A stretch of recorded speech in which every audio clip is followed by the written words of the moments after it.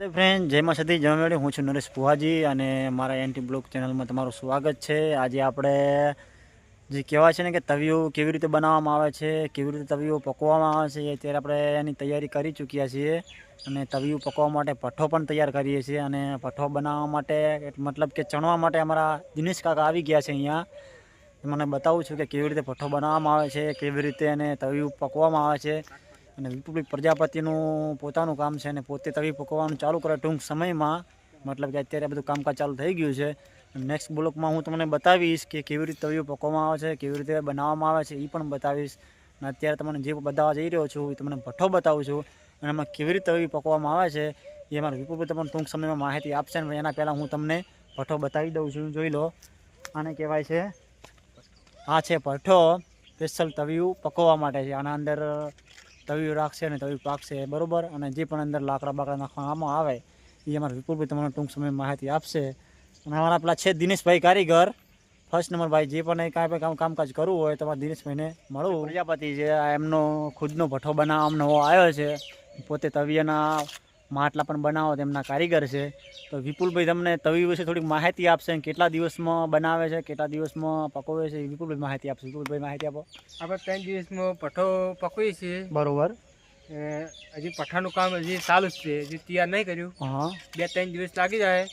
જે આપણે જે આગળ વધતું હજી બતાવશું તમને, બરોબર. બીજા વિડીયોમાં તમને બતાવીશું જે અમે આ રીતનું ભઠ્ઠો પકવીએ છીએ, આ રીતનું બધું કરીએ છીએ.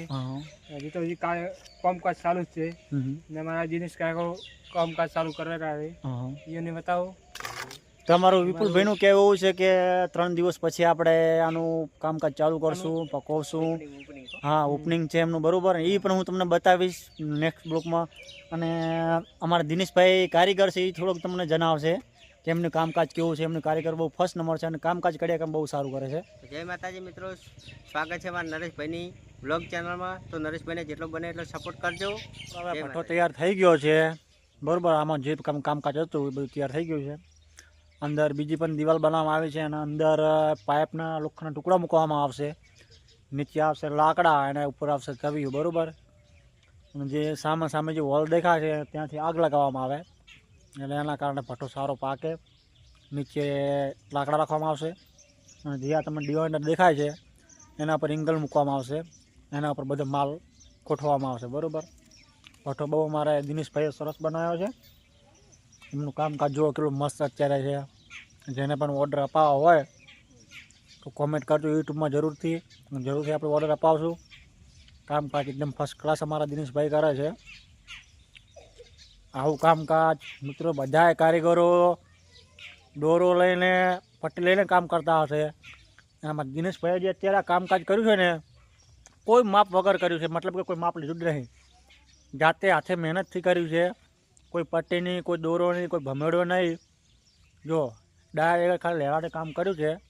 બહુ સરસ કામ કર્યું છે અને એમનું કામકાજ બહુ સરસ છે. જો દિનેશભાઈ અત્યારે વિડીયો બનાવી રહ્યા છે, કેમ કે એમનું કામકાજ બહુ સારું છે ભાઈ. આપણને કામ દિલથી પસંદ આવ્યું છે કે દિનેશભાઈને એમાં સદીમાં મેળવી ખૂબ આગળ વધારે ને આવી જિંદગીમાં પ્રગતિ કરતા રહે અને માતાજી એમને ખૂબ લાભ આપે. કેમ કે અત્યારે કારીગર કોઈ નતા, દિનેશભાઈ બનાવી દીધું છે. એમનો ખૂબ ખૂબ આભાર. અને વિપુલભાઈ પ્રજાપતિનું આવ્યું છે ભાઈ. ટૂંક સમયમાં અહીંયા કામકાજ ચાલુ કરવાના છે. કેવી રીતે તવિયું બનાવે છે, કેવી રીતે તવીને કલર કરવામાં આવે છે, કેવી રીતે તવી પકવામાં આવે છે, તો નેક્સ્ટ બ્લોકમાં હું તમને જરૂરથી બતાવીશ.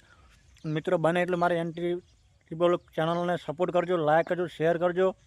અને રમાપીનું દયા હશે તો જરૂર આપણા ચેનલમાં સફળ થશું. જય માં સતી, જય માં મેરડી.